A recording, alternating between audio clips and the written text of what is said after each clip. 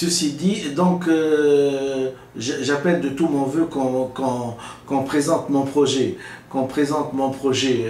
à l'Assemblée constituante, et si elle est convaincue de la réalité, de la faisabilité du truc, je suis toujours prêt, soit pour leur exposer, soit même d'être candidat à la présidence, pourquoi pas, puisque des nouveaux arrivés de tous les horizons sont là pour, paraît-il, exiger cette place. Ben, je suis là pour faire un petit débat avec eux, pourquoi pas à la télévision même.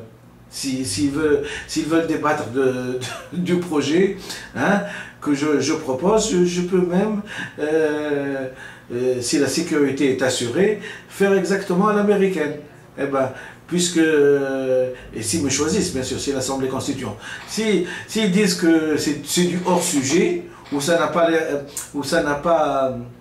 ce n'est même pas digne d'être rendu public, je m'inclinerai, hein, devant leur désir.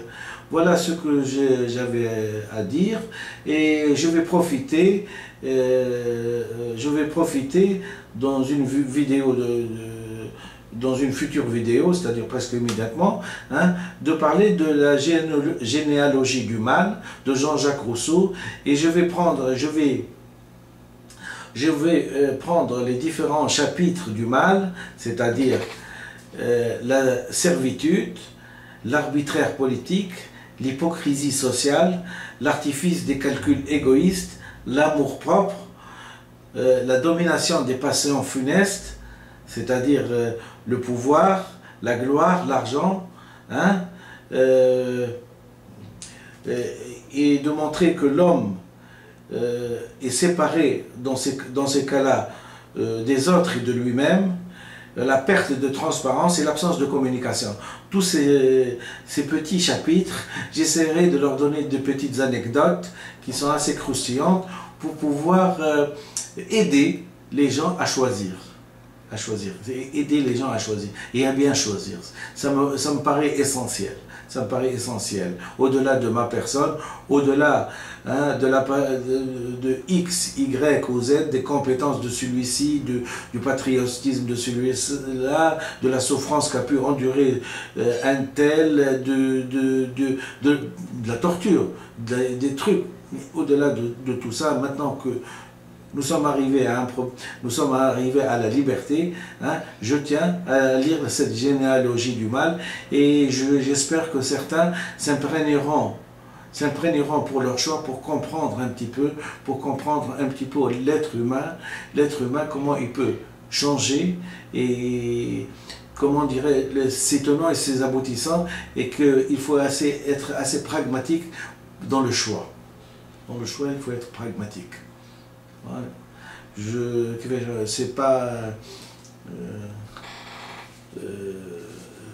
d'être. Je ne prêche pas pour ma citadelle, comme on dit. Je ne prêche pas pour ma citadelle, mais bien loin, je prêche surtout pour le bonheur des petits enfants quand ils iront un jour à l'école et qu'ils ne se névrotiseront pas pour aller à l'école.